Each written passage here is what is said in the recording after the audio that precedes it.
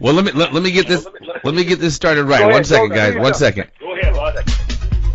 I got to cut this off. This is hard off. That's really short jump off. Huh? I mean, short jump off. Yeah. Well, this see, see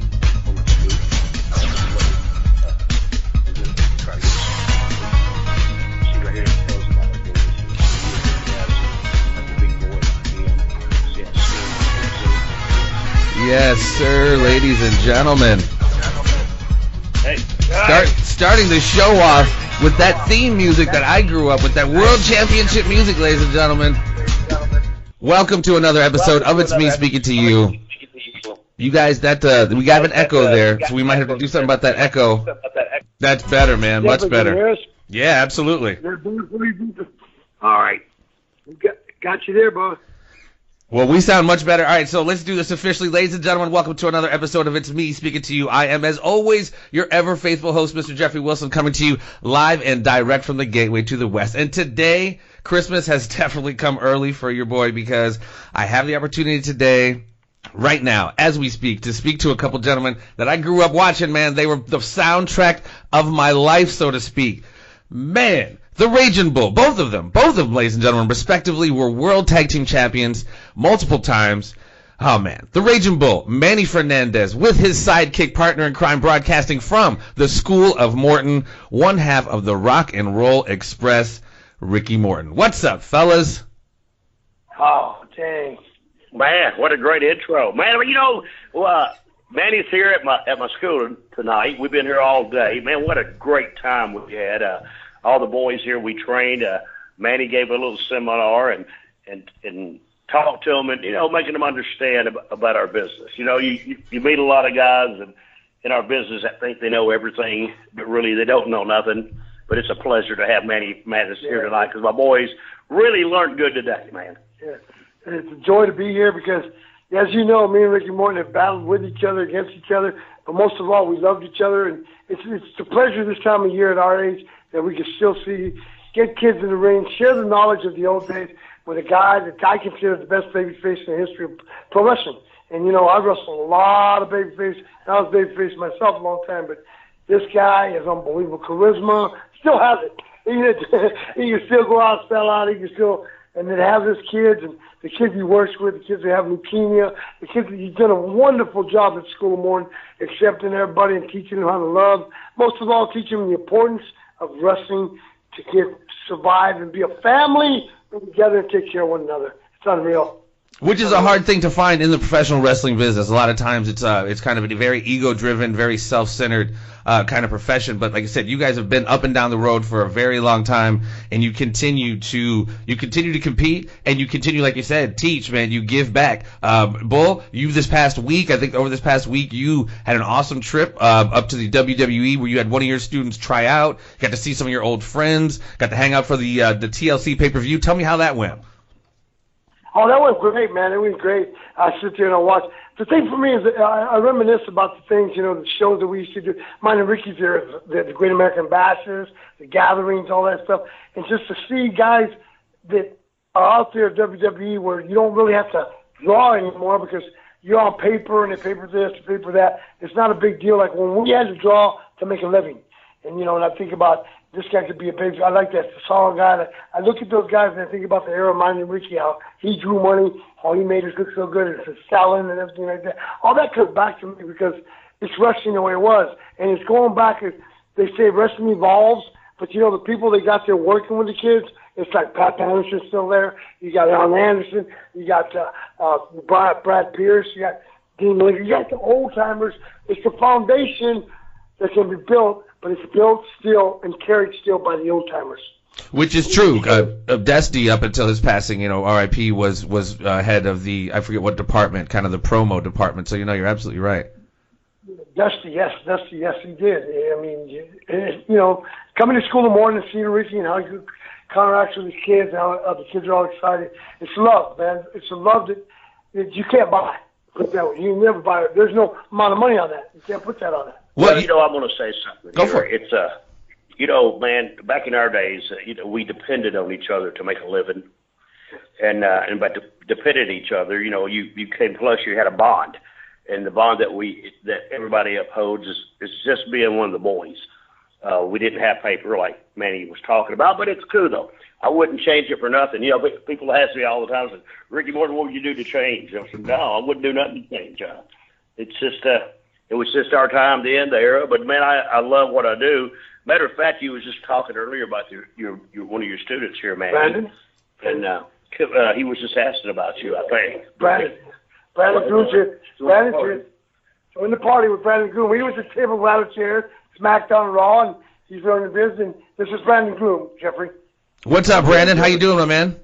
I mean, I'm doing great, man. I'm here with two great guys, and honored to be on this podcast. Well, I tell you what, man. As Dusty Rhodes students say, man, they used to just love sitting under the learning tree. And you cannot have, my friend, a more deeply rooted, strong tree to be sitting under. Two of them to be sitting under right now to be learning the business. And I guess that makes sense why, you went and got yourself a tryout for the WWE, because you are learning from the right folks. Right. And it's crazy, just like Manny said, that foundation, you hear it, everybody says it a different way sometimes, but it's all still that same foundation. They mean the same thing. And I was fortunate enough to be there at FCW, which before NXT in 2007 and 8, and got to learn from Dusty some myself with promos. And very cool. Him and Steve Kern and all those guys, it's all, like they said, the foundation never changes. And that's why we're lucky to still have that. So I'm always curious when I talk to people who are into wrestling. When did the wrestling bug bite you? It's very subjective. Everybody has their golden age. Me personally, it was the Jim Crockett days. For you, when did the wrestling bug bite you, my friend? Well, Jeffrey, it's Ricky. I came from a wrestling family, and believe it or not, I was raised up in the business. My dad was a professional wrestler, then he refereed.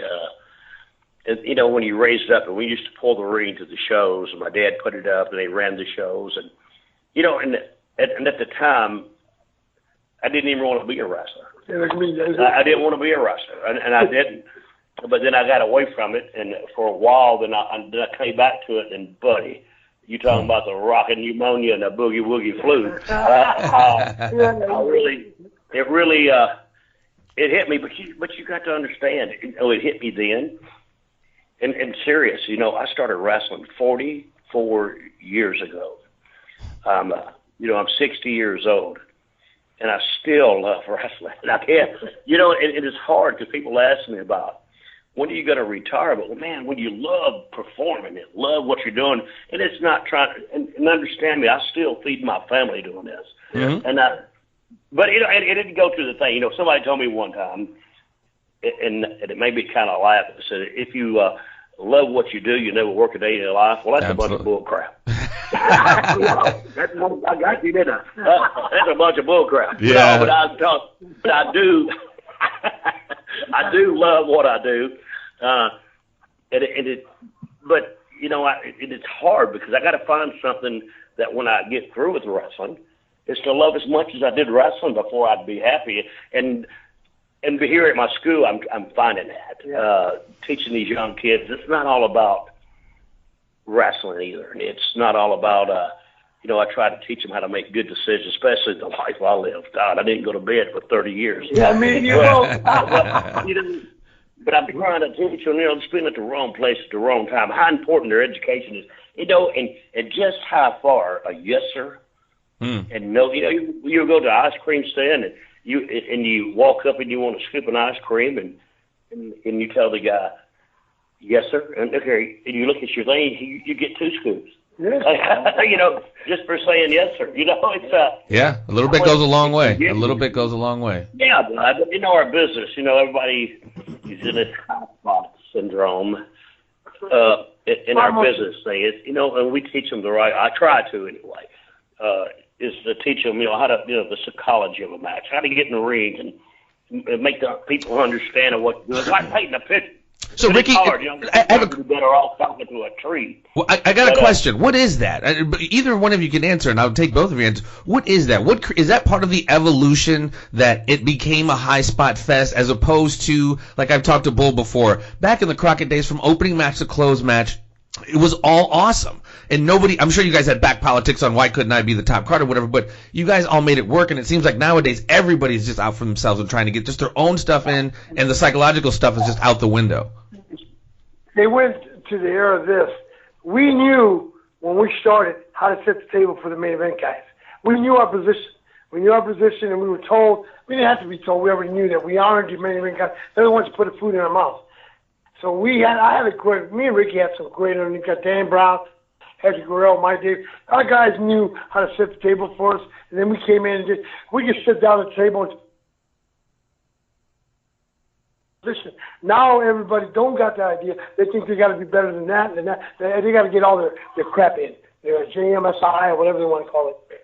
And I'm going to tell you the way I feel about this right here. It's like I was telling you earlier, we depended on each other. Right. And see, when you depend on each other to make a living, to get a paycheck every week. See, nowadays these guys are on these contracts and making all this money, and they're worried that the other person is going to get more than him or be better than him. But you know, I was telling the guys here today, and you stop and you think about this right here. I see some great talent. Man, I watch them for the first time. I get in the ring and they do all their spots. But you got to understand, and I'm not. But after I watch the guys wrestle their third match, it's like watching Andy Riffett reruns. It's the same dadgum thing. Over and over and over and over. They're doing the same thing. They don't change up as what we teach. It's psychology of knowing when to change up the match, knowing when to go different, knowing the reaction of the crowd, because no crowd's going to be the same. Everybody reacts to different things. And they all come out and they sit there and talk. Hey, like the other night, I was in West Virginia, brother. These guys are going 5 minutes on TV and they talk for 3 hours. You guys all do talk about for 3 hours, 5 minutes. You know, right. 5 minutes, you talk for 3 hours? Hell, my dog got so upset at them talking, he peed on them. So per this kind of conversation about everybody kind of going for themselves, I just happen to think of The Rock and Stone Cold, that era. Those two went, for themselves, and correct me if I'm wrong, and it wound up making not only their gimmicks better, but the company better at the time. So is there a good time for that, for people to go for themselves? Well, you look, it's a good time, but everybody knew. See, like for me, if I was working there, The Rock and Steve Austin, they were your bread and butter. You knew that. The boys back then would do everything to make them better. And make them draw more money because it fed us too. Yeah. We knew where they were going to. Right. And when they would, not only do they, but you got to know Steve and you got to know Dwayne. They do a lot to help the boys. Yeah. They weren't the ones that kept it all for themselves. Okay. Which they got real big. They spread their love around, buddy. They sure did. Okay. And they still do. But Steve Austin, same thing. When I met Stone Cold, he come up with Jim Ross. I don't care much for Jim Ross. Everybody knows that.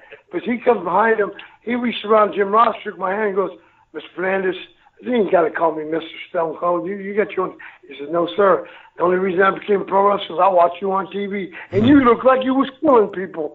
Right. I said, no, man. And they spread the love. It's not about greed. It's not about them getting. They know why they're there, and they know who got them there. They remember us. Then underneath that busting their tail. And now Jenny Brown's saying, he said, no, Manny Fernandez, it wasn't for you. You wouldn't put food on the table. I said, no, you're wrong. It wasn't for you. I wouldn't be where I'm at because you busted your tail on the opening match or second match to make it easy for me. And that's just it's just the way that it is, man. We do a lot of things here, but I'm talking about the days when you was talking earlier about Stone Cold and Dwayne. You knew. I mean, I wanted to be on the card with them because you're going to get a hell of a payoff. Yeah. It was a payoff, man. Yeah. Well, but I understand where you're coming from because every now and then I watch a little bit of the TV. I can see that everybody's trying to be like them. Yeah. But nowadays it's not working. No. And that's my opinion. Well, and back in the days, people, it's like, I'm just saying, Dusty Rhodes rode on your coattails for a little while because you guys were so good at what you guys are doing at making them shine. You guys were on some of the smaller cities and outdrawing them to the point where Dusty had to start booking into six-mans with you guys. Yes, now you did get there, but before we start this, and understand me, I have. And I'm not saying that to knock him. I'm not saying that. That's more to put you guys over. That's not to knock anybody. I can say negative stuff, But one of my most upright respects for it is having a mind of a Booker. Dusty Rhodes is one of the best. Yes. But it got to a point that and understand, we've brought up in the business. We lived our business. We knew more than just the average wrestler. And that's where it come to us that, we were. Yes, we knew what we were doing. Yeah, we were outdrawing them. Oh, yeah. Yes, they come back. But see, that's the difference between the guys that knew how to work and didn't know how to work.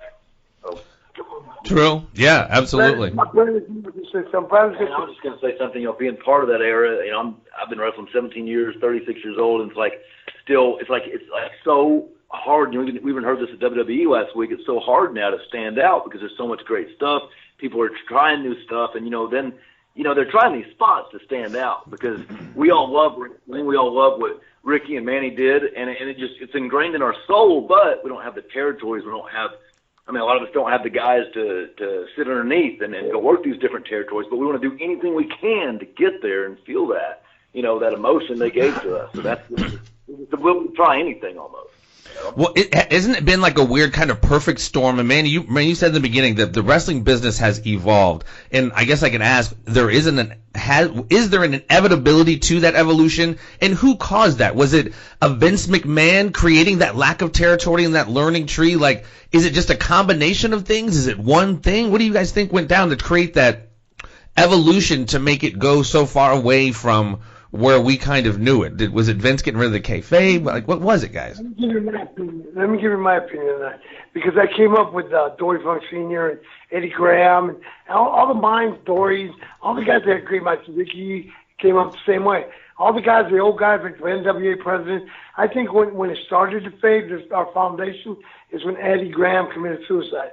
That's what I believe. That's my opinion. They started getting weaker because back then they had strong presidents, strong foundations, strong territories, and you took the best and built every territory. We built all the territories around us, and all the top talent would go there because we wanted to keep our territory strong.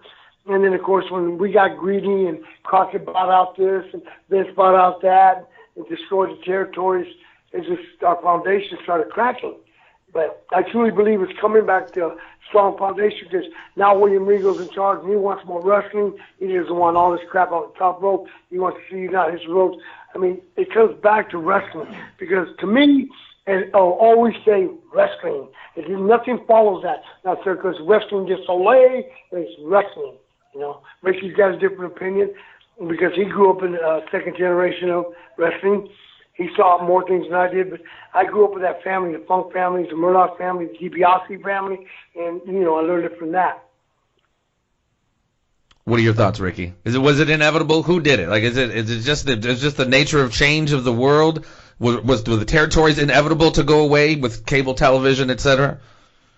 Well, it came corporate business, but besides that, it's just change. As time rolls on, Mm-hmm. Computers change, telephone change, our business change. It's just a different era, different people, and the ones that really didn't understand what our business was about. And to really I probably get a lot of heat out of this. It's a lot of it is the guys that think they know everything. I call them the smart marks. Yeah, smart marks. Yeah, they are. The smarts. They know everything about our business. Well, marks are in our business. They get into business. How I don't know.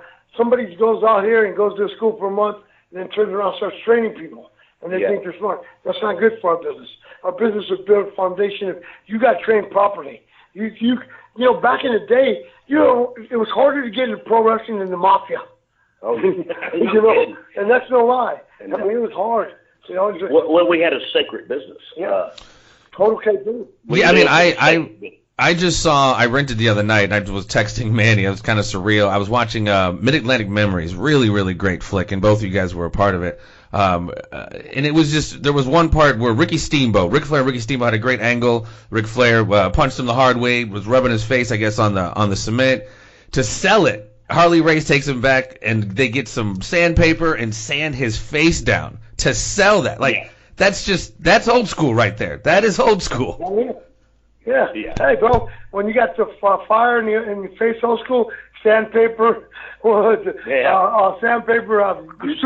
new skin super glue, and burn you again with that cigarette ashes. Yeah. You get cigarette ashes, hot cigarette ashes, stick it on your face. Yeah, that's old school, bro. That's the way it was done. Ole talking about getting stabbed 7 times. What happened to you, Bull, when you turned on Boogie Woogie Man? Didn't some old lady stab you? Yeah, she stabbed me, and then the girl, redheaded girl, remember her? Sharon. Her mom pulled a 32 Louisville Snugger. Yeah, sure did. Sure did. Put it right in my face, a 32 snub-nosed gun. My face, brother. Me and Ricky know her. We know the mom. We know the family. But they were so mad at me, she took her gun out. Wow. We're glad the business is evolved to where they don't do that anymore. Yeah, and I even saw even older clip of Ox Baker. I think he was just repeatedly heart punching, possibly Ernie Ladd or Bobo Brazil. I mean, it was in Cleveland. I mean, it was a full riot. You just don't see that. I mean, I guess what do they call that? What do they call that, guys? Is that the white heat? Is that the bad stuff where it's silent? No, silent heat is white heat is silent heat. That's what happened almost when I turned on Boogie. And when I had white heat, the only time I got really, really good white heat is when we had that match with Ricky and Robert in Charleston, West Virginia. And it went quiet and started moving everything towards the ring. And they were coming. You know what? That's what people don't understand. In our business, you got to learn how to listen to the crowd. Yep. Interesting. And, listening to the crowd, that's some of the reading psychology I was trying to tell you earlier. They can really tell you what you want to do. But when you got them people following you behind and then you do, like a good finish, a good finish with the heels. Because I said another word, but I can't say that on the radio show. I know. It's a way to it's a podcast. Okay? You can cuss. You can say whatever you want. It's a podcast. Say whatever you want. Well, okay. I mean, fuck the bullshit. Say what you want. Well, okay. We call it a fuck finish. Where the heel fucks the baby face, and then, but with you're listening, and most of the time it was me. They'd screw me in the match, and I could lay down. I could hear them. I go, oh shit. I could tell. Here they, and I had that one eye open, and boy, here they come through the ropes and all kinds of stuff. Yeah, that's what I tell Ricky. It's time for a comeback. He looks at me and goes, no, I'm not ready yet.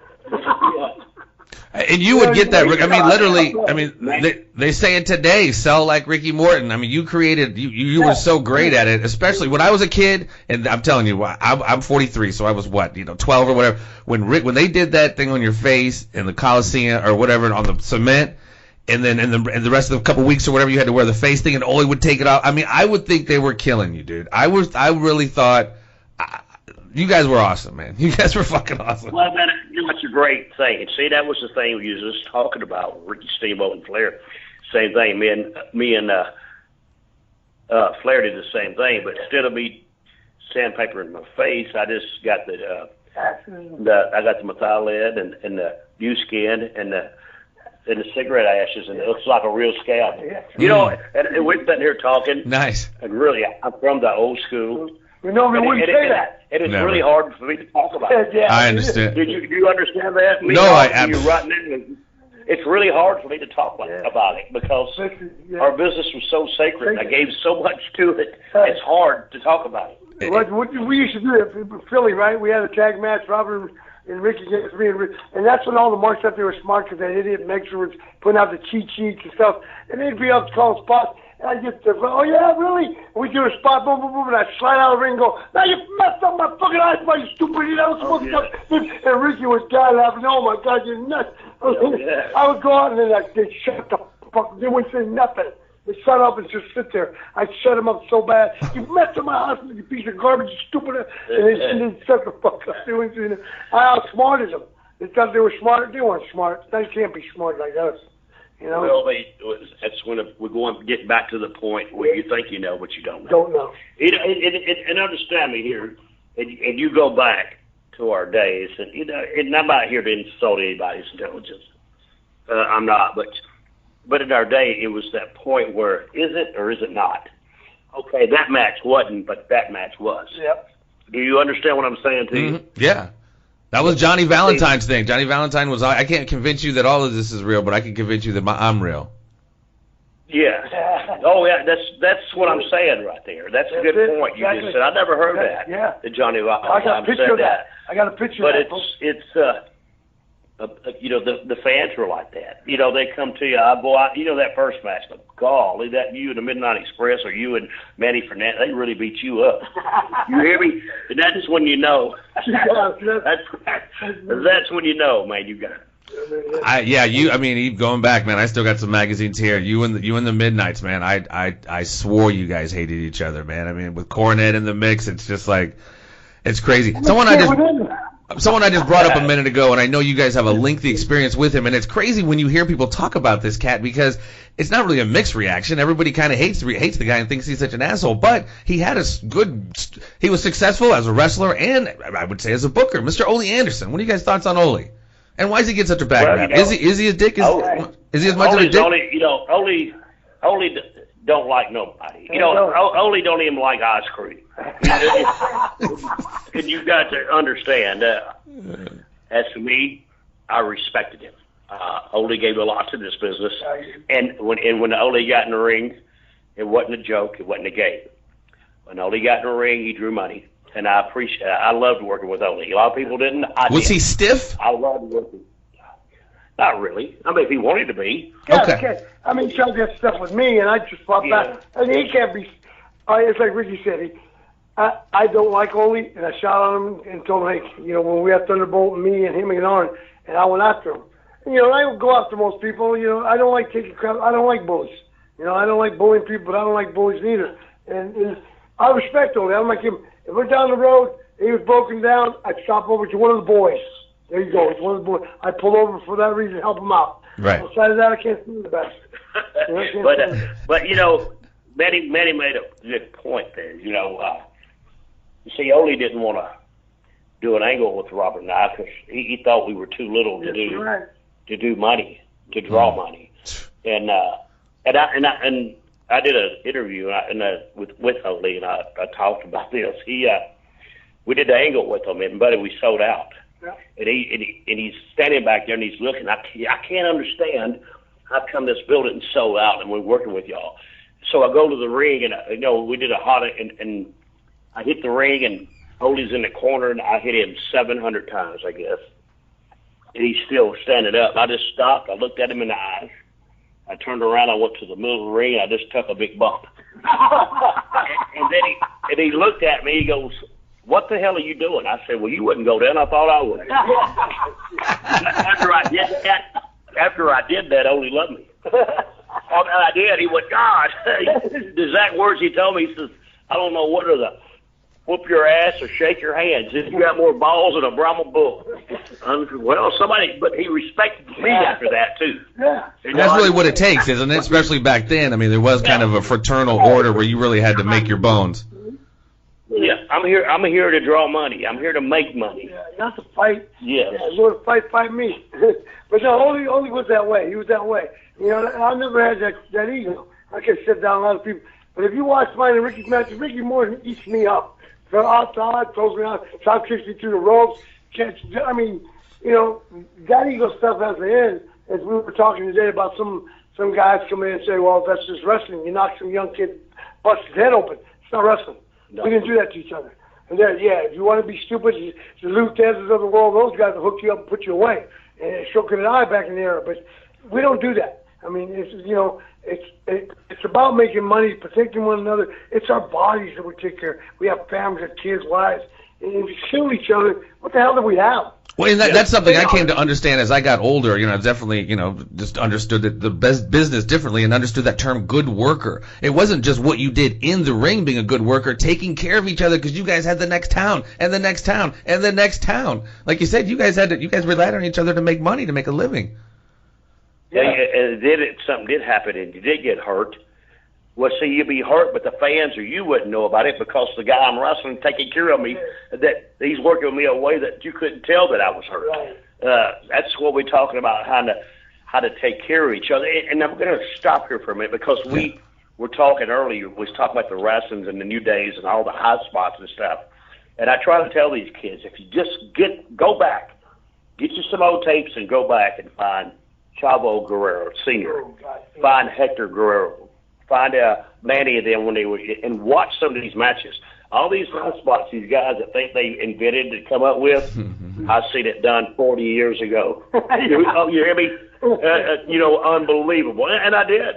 Chavo Guerrero, but I was here. I mean, if anybody's out there listening and you find him, brother, it's not, I've never seen a little guy. I mean, he wrestled Bruiser Brody and Bruiser. I mean, God, and you think Chavo was fixing to beat him, and that's what, the David and Goliath syndrome and the things that they did, and it's amazing. That's a lost art that's what we're trying to find again. Yeah. You hear me? That's what we're trying to find. We're trying to find the next guy that can do that. Yeah.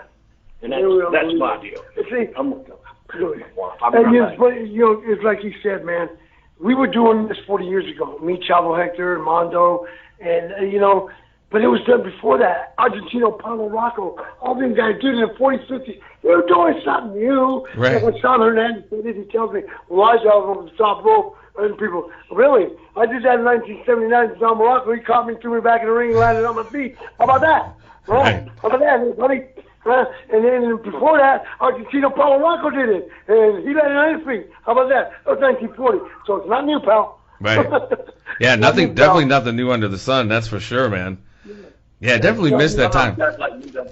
Sometimes guys like me don't believe him. This is Brandon again, but it's like you hear the old timers. Oh, we did that back then, and you guys need to go back and watch our tapes. Sometimes you're like, yeah, right, just saying that, but you go back and watch, and Manny showed me some stuff, and they're not lying, And it's just, I think a lot of people our day just need to realize that. It's like this too. This is such a wonderful business. One time when they honored me at the College Bar Alley as the top Hispanic, whatever, I kind of was kind of embarrassed by it. I'm going, what? You're going to honor me? What happened to Febra Gomez, El Santo, Mil Mosca? Who I love Mil Mosca to death. Great matches against him.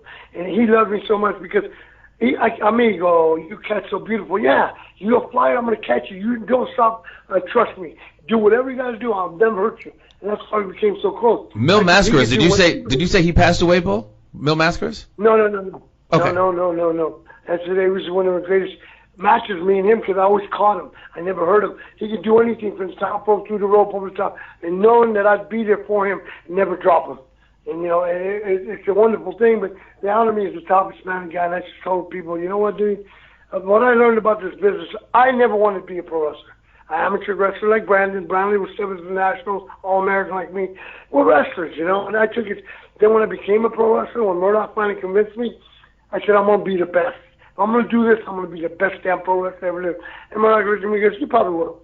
You probably will. Like you, Like you knew, but I told people, I said, this one thing that really bugs me about people. You think that wrestling owes you something? It don't owe you nothing. It don't owe you shit. It owes you owe it the respect of giving it all you got because you're making a wonderful living because of wrestling. And the generation that come after that, they owe wrestling. It doesn't owe us a dime. That's why, per what your guy just said there, wrestling didn't just show up. It is on the backs of not just you guys, but heck, going back to your George Hackenschmidt. I mean, this is a long line of cats who's built what we're watching right now. This stuff didn't just pop up out of nowhere. And it definitely, I think, me personally, and I think you too, people need to respect their elders and respect where, what gave them the opportunity that they're doing right now. Because without that, you really are just kind of pissing in the wind without knowing your Hackenschmidts, your Luthez's, your Ragin Bulls, your Ricky Mortons. Without knowing that and the work they put in to allow you to do what you're doing, yeah, man, that's a little suspect.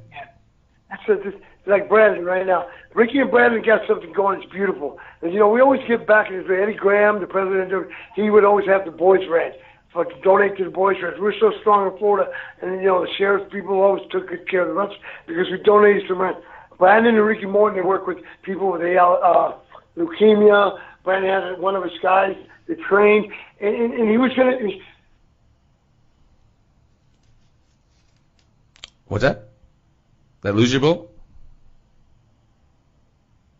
Strong. I mean, Brandon can tell you there's more than that, but we're giving people a chance to live something that they would have never lived if he just would have stayed put. You know what I'm saying? Absolutely. Yeah. And everybody, has that brotherhood aspect and all that, and it's still there. It's just, but one thing day when at Rick Morton Christmas party, and they're opening presents in the ring, and there's these little kids that are training too. It's just that love and learning about life, and just that good emotion wrestling gives us, man. It's still there and helping others. You know, that's a great compliment. I just walked in. I had to go out. I still had students out in my school. My wife was just leaving, and did y'all see today she pulled up out front? I told everybody, tell her I wasn't here. But you're gonna hear about that one. No, she was out there a while ago. She was talking about, some of our people went to Las Vegas last week, and I was telling them, this is true. I come in one day, my wife's packing her bags, and she says, I'm going to Las Vegas. And I asked her for what? She pointed that finger at me and says, I found out I can get $200 a whack what I give you for free. Well, I started packing my bags too. She said, where you going? I'm going to want you to live on $200 a year. Oh, shit. Oh, no. For better or for worse. Are you married? No, sir. Are you married, my friend? I dodged that bullet, my man. I have a couple of beautiful children, but I am not married. No, I haven't. But I understand that. But see, you got to understand. After 30 years, up here, I live in a small town, Bristol, Tennessee, and we have a drive-in theater. Y'all have a drive-in up here where you at? Somewhere around St. Louis, we got one.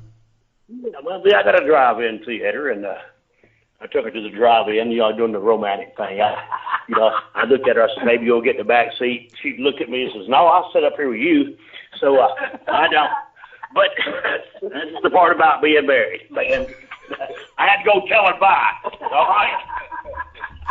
Hey, I more than understand it. I more than understand. Beg your pardon? I more than understand. I understand. I got you. Well, okay, you're what part of St. Louis you in? I am right here in the city, man. I am not too far from where you guys used to get down, either at the Chase or the Keel, if you guys used to come through. Yeah, you know what? You remember the Checker Dome out there? Yeah. That's where I stretched the guy named Terry Bowl.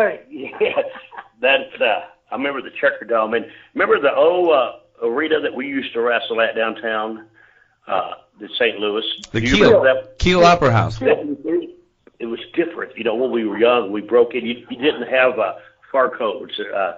People smoked in the building, and I never forget, man. They used to cut out all the lights and have that one light over the ring. Yep. The building would be all dark, and you could see the cigarettes. Exactly. You have to get him a jetty to get to the ring. That smoke. But man, that was the atmosphere. It was so great that made our business so good. Yeah. That comes back in time.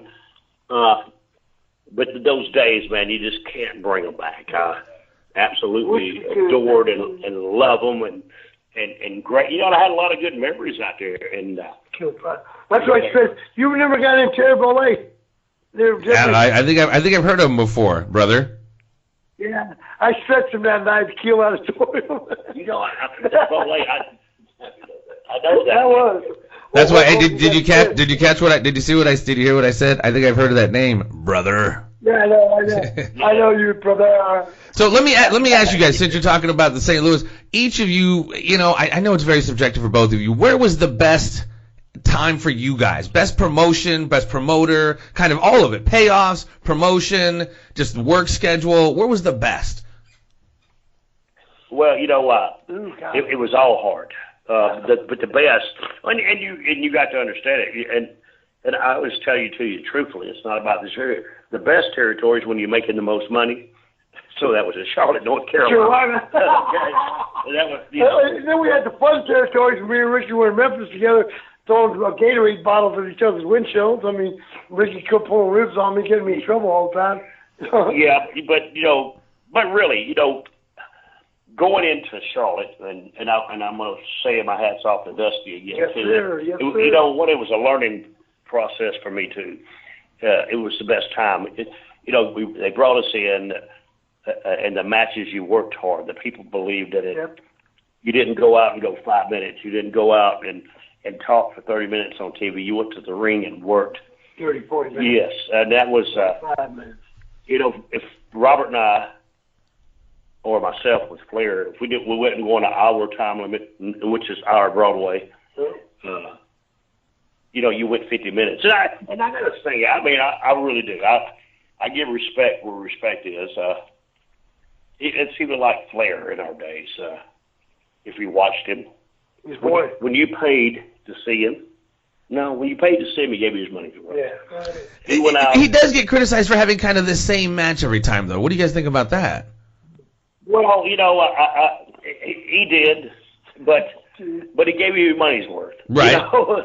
He'd mix it up a little bit. Sure. You know? More like what? I like Rick, and I did. I mean, he worked hard. He didn't go up. It's one thing I respected about him. He didn't go out and go 5 minutes and then was in the bar. Yeah. I mean, when he walked through the door, he had a $3,000 suit on. Yep. When he went to the ring, he had a $10,000 robe on.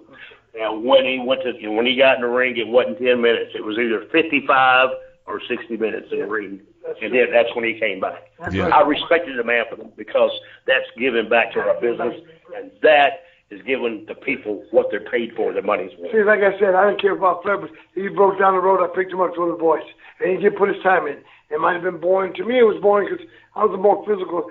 Ricky, Ricky's a seller. He sold all his ass off, and Ricky got everybody over. Ricky Morton got everybody over. Dusty Rhodes was no dummy. Dusty Rhodes knew what to bring into the territory, get it hot. Brought in Ricky and Robert. Brought in Magnum PA. Brought in Barry Windham. All the good-looking babyfaces. About my old ugly ass in. That's because I was a tough guy and everybody believed it, and he knew that. And I love Dusty so much, but I hated Dusty a lot too. Dusty would put us on the B team, go to Hawaii, and we'd outdo him by 20,000 people. But we enjoyed each other. We knew our spot, and we made money. We didn't complain. We got good money. We got good money, and the only time I'd seen anybody complain was Wahoo. When he kept flying airplanes, and he was pissed off because he didn't want to fly no private plane. He wanted his money. He told that fuck that, put me back in a private plane on the jets, on Delta, on US Air. Crockett said something, Wahoo jerked him across that deck, and that's why Crockett, by the tie, jerked him across the desk. And Crockett after that wore clip-on ties. And that's one you mentioned right there that the kids could definitely benefit from right there, man. If Wahoo, they could sit under the Wahoo tree, boy. Believe me, I mean, I'm not that I met him, but just from what everybody says about him, the guy was just about as tried and true, tough, and knew the business and protected the business like nothing. Yes. Wahoo was Brother, there was no tougher person walking than Wahoo. I was showing Manny here, here at my school too. I kept everything for 40 years, and you'd ask the guys here; they're all over. I got stuff all over the walls, beautiful. And I got a lot of good stuff of Manny of Wahoo. His football cards, everything. But speaking of that, and we're sitting here talking, and I want Manny to look up here. I got this in Amarillo, Texas, when I was out there not long ago, and I have it framed. It's Dick Murdoch and Ed. What's it say, Ed Montana? It's an album. And when I got this album when I was out there, and I ran into Terry Funk when I was out there, and I asked Terry about this album, and Terry told me, he said, God, that's a collector's item. I said, are you serious? He said, yeah. He said, because the album was so horrible, everybody threw them away. And, but I got it up there on my wall. I love it, man.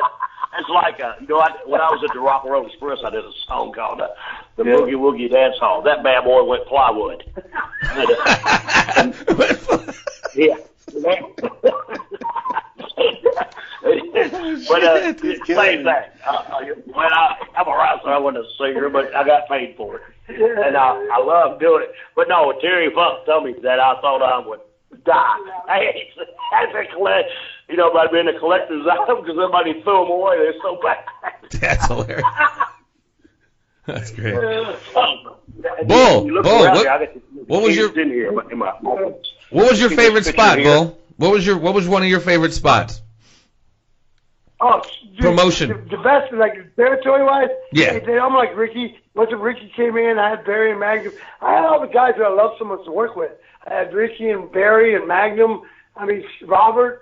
They kept, of course, me, when all my guys came in, it was fun because every time I got mad, everybody was so scared of me. Ricky Morton would walk in the building and say, shut the hell up, Mark. Put a sandwich on your head and starve you. Sit the hell down, man. Everybody freaked out. Oh, my God, he's talking to Manny like that. Oh, my God. Yeah, Manny turned bipolar. The flying burrito had flipped one too many times. fine tacos. Look here, man. Look here. I told Manny one time, give Velcro a taco on your head and do a double twist burrito with that. No, I'm just playing. But you know what? Not being no disrespect. You got to understand. Of course, believe me. We're sitting right here now, cutting up, trying to do this podcast with you, but I'm keep laughing at Manny here and making faces. And Manny's got a service dog with him. Have you ever seen Manny's service dog? I have. Yeah, it's the elephant dog. Did you know that? No, it looks like a. You go outside my building, you won't find an elephant nowhere. You guys are cutting up. All right, listen, we digress. I'm not going to keep you. Hey, buddy. Yeah. Hey, a while ago in Brandon, right? Manny's dog was sitting back here, and it reached over and started licking its balls. And Brandon told me, he goes, I wish I could do that. I said, well, you do that, dog will bite the shit out of you. I know. Hello? I got you. Did we lose about this? I got you, dude. Yeah. You guys are dying. I got to tell you, Ricky Morton's other livelihoods of being a comedian. Hey, a lot of you guys are out there doing one-man shows, man. Jake, Hacksaw, Jim Ross. That you guys could take your butt on the road. I'm sure you got plenty of stories. Here, listen. I'm not going to keep you guys too much longer. I got couple questions here. Ricky, one question for you. Yeah. The double drop kick, my friend. 30, 40 years, or however long you've been with Robert doing the double drop kick. He seems to be taking that double drop kick better. He does it and then twists over on his front. You seem to have been taking that double drop kick on your back for years and years. How's the back? Oh, man, dude, even though I'm 60 years old, I can still bend over and touch my toes right when I wake up in the morning. You hear me? Yeah. But, the reason I land on my back is when we turn. If I turn, I land on top of Robert. Oh, see, I thought that. No, that's what. That's the reason I go. We have to set it because of the way he turns. Yeah. If I turn that way, I land right on top of him. So that's why I land on my back. And it's not that kind of. You ever notice when I throw a regular drop kick, I will land on my stomach. Got it. Yeah. I figured. Yeah, nobody's ever. You never even thought about that. The thing about that is Robert ain't that coordinated, so he has to. No. You know what, dude? We still, Robert and I, man, we're still very active in our business. You know what? It's crazy, Ricky. Not too long ago, a couple summers ago, I bought Memphis Heat, the true story of Memphis wrestling, and obviously, Robert's brother's name was Ricky Gibson. That's kind of ironic, I just, interesting story. I didn't know that much backstory on him either, but that was interesting. That movie was awesome. If you guys haven't seen it, I'm sure you have because you guys lived it, but. I'm going to let you guys go here in a minute because I know you guys are busy. I do have one question for you guys on the future and the present of wrestling. Not too long ago, there was something that went down. Mr. Bill William Goldberg made his appearance back in the WWE, and he took out, legitimate badass Brock Lesnar in very short order, which apparently they're prepping for some kind of rematch or something here coming up.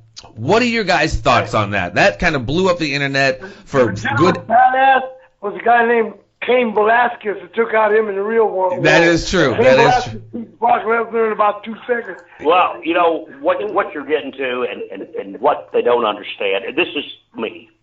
Nowadays they're trying to try to go back, and the people have done got so educated to our shows. Yeah. And the way they're doing it, but they need to do it a different way. Yes, sir. Not only are they're trying to get, only people they're working are the boys. That's it. The boys are thinking they're doing something because they're so used to not doing something. The fans are not buying it. Nope. Nope. And if you noticed, you could go on social media and you read, nobody's buying it. It was ugly. It was ugly. Yeah, nobody's buying it. Don't get me wrong. My opinion is like an ass. Everybody's got one. Yes. But you got to understand, to me, you got to go slow. You just can't have somebody in UFC that's a monster, that's the baddest man in the world, in our business, and then have somebody just come in and beat him. It don't work like that. And all it does is and I want to tell you, here, Manny, and him, because I'm going to walk out, I want to tell you, man, it's an absolute pleasure being on your show. Thank you very much. All you fans out there, if you're listening to us, check me out on Facebook, School of Morton. I have a wonderful time, a good place. You know, we have a wrestling school, but there's a lot of great wrestling schools. Mine's great here in East Tennessee. You get a chance, come and check it out. Have a great night. God bless you. I'm going to turn you over to Manny and them. I'm going to walk outside here because I've still got some boys in my building. Thank you so very much, Ricky. Thank you so very much for all of your years of entertainment and everything you've given and that you continue to give to your students. Ladies and gentlemen, that has been Mr. Ricky Morton, one half of the Rock and Roll Express, joining us today. Jeffrey, we're going to finish with this, too. We're building a school in Bristol, Sapoma, and Tulsa, Oklahoma, with Brandon Groom, Body Progression, Wrestling by Body Progression, that I'm taking a lot of pride in. And we're doing the same thing. We're building schools to teach people to stay in that wrestling mode. Wrestling evolves. It goes in cycles. It goes in cycles. It's like this, I was told. Wrestlers are like a spoke on a wheel. You mouth it off and get lost. The spoke falls off. They put another spoke on, and the wheel keeps turning. And that's the truth about wrestling. It is. And, you know, it is learning, continuing. One more thing I want to say about learning and wrestling, and I've loved wrestling, all that kind of stuff, and just wanted to be the best. But, you know, having a name, someone like Ricky Morton, Manny Fernandez, going to one of them is the best piece of advice I give any wrestler starting out. If I could time travel back and tell myself that, it's worth it to find someone like that. Otherwise, you're kind of pissing in the wind, or it's just going to be a lot harder. So in Oklahoma, we didn't have that for the last, 20 years or so, and now we've got Manny Fernandez right there, in the middle of Oklahoma, and it's going to be a great school. And we try to model stuff what Ricky's done as well. Like I said, you can't sit under a better learning tree than the names you just mentioned, man. And Manny and brother, I thank you guys so much for coming on the show. Continued success, brother. I hope you get that call from the WWE. Like I said, you're learning from the best, man. So it's only onward and upwards from here. Oh yeah. Either way, we'll pass the love of wrestling for sure. And I'm glad to have Manny there with me, and we'll be visiting Ricky again and have him down as well. Well, any final shout-outs, Manny? Any plugs you want to do before I let you guys slide? Yeah, happy Merry Christmas or Merry Happy Christmas. Jeff, stay in touch with us. Come visit us at Pro Wrestling by Body Progressions. We'll be shooting another show on the 14th and plugging our wrestling school. Stay strong. Absolutely. And I'm gonna probably get you on again maybe later on down the line after the new year, Manny. We could chop it up a little bit more, talk a little Brody, talk a little bit more some of the intricacies of your career. If that's all right with you, sir. Yes, sir, it is. Very much so. All right. Well, ladies and gentlemen, this has been one half of the Rock and Roll Express, Ricky Morton and the Ragin Bull, Manny Fernandez. Man, this has been an awesome show. Definitely on the bucket list. Pinching myself. A little bit surreal right now, but it's happening. Another episode of It's Me Speaking to You in the books, folks. Thank you so very much, and happy holidays and happy New Year.